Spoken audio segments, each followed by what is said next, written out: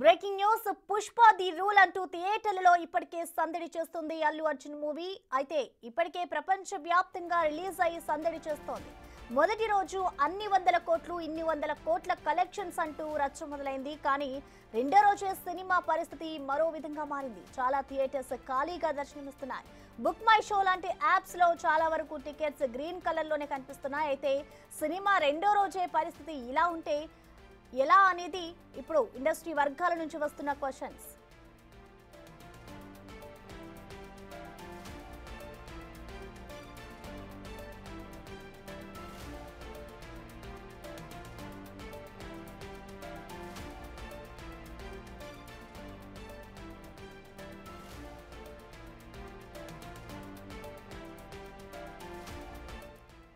పుష్పకు ఇలాంటి పరిస్థితి ఎందుకు వచ్చిందనే దానిపై అనేక వాదనలు కనిపిస్తున్నాయి.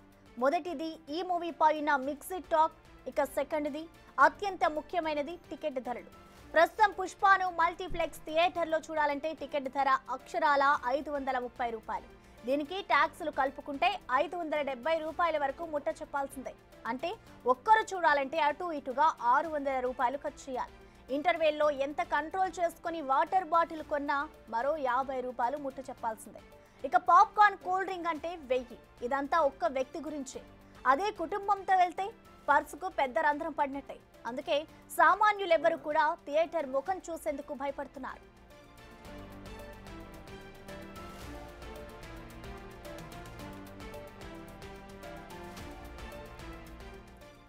అల్లు అర్జున్ కు ఫ్యాన్స్ లేరని కాదు, సినిమా అంత బాగాలేదని కూడా కాదు. కానీ సినిమాను బతికించేది, ఆడించేది, డబ్బులు కురిపించేది మధ్యతరగతి ప్రజలే.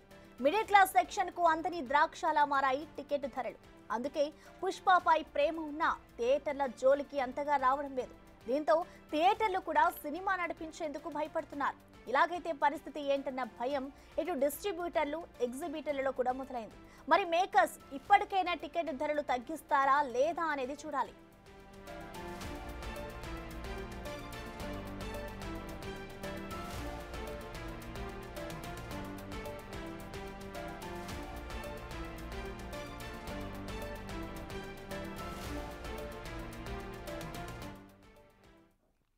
ఇక దీనిపై కంప్లీట్ డీటెయిల్స్ ని మా ఇన్పుటేటర్ పవన్ లైవ్ ద్వారా అందిస్తారు. పవన్, చెప్పండి, పుష్ప మూవీ కోసం అయితే ఇటు యావత్ దేశ ప్రజలంతా కూడా వెయిట్ చేశారు. ఇన్ని కలెక్షన్స్ కూడా మేము బాహుబలి 2ని మేము బద్దలు కొడతామంటూ కూడా టీం మొత్తం చెప్పుకొచ్చింది. కానీ ఇక్కడ చూస్తే మాత్రం రెండో రోజు నుంచే దానికి భిన్నంగా ఇక్కడ పరిస్థితి కనిపిస్తుంది. మొత్తంగా దీనికి కారణాలు ఏమై ఉండొచ్చు అనుకోవచ్చు పవన్? అంటే టికెట్ రేట్స్ అనుకోవచ్చా, లేదంటే సినిమాకి వచ్చిన మిక్స్డ్ టాక్ వల్ల ఇలా ఉంటుంది అనుకోవచ్చా? మధ్యతరగతి ప్రజలకు అటు సినిమా అనేది అందరినీ ద్రాక్షగా మారిపోయిందని చెప్పవచ్చు. అటు రెండు రాష్ట్రాలు, తెలుగు రాష్ట్రాలు రెండు కూడా టికెట్ ధరల పెంపుకు అనుమతి ఇవ్వడంతో టికెట్ ధరను అమాంతంగా పెంచేశారు. ఒక వ్యక్తి కుటుంబంతో సహా సినిమాకు వెళ్ళి చూడాలి అంటే దాదాపుగా 4 మనుషులు వెళ్ళినా 4000 తక్కువలో తక్కువ ఖర్చు అయ్యే పరిస్థితి కనపడుతుంది. సినిమా టికెట్ ధరే దాదాపుగా 580 రూపాయలు, 600 రూపాయలు మల్టీప్లెక్స్లో పెట్టారు. ఇంకా దానిలో అనేక సెగ్మెంట్స్ ఉంటాయి. మల్టీప్లెక్స్లోనే రకరకాల రిక్లైనర్ సీట్లు కావచ్చు, ఇతరత్ర సీట్లు, వాటిలలో మరింత ధర అదనంగా ఉండే అవకాశం ఉంటుంది. దాంతో ఒక సగటు మనిషి సినిమా చూడాలి అంటే 1000 రూపాయల దాకా ఖర్చు పెట్టాల్సి వస్తుంది.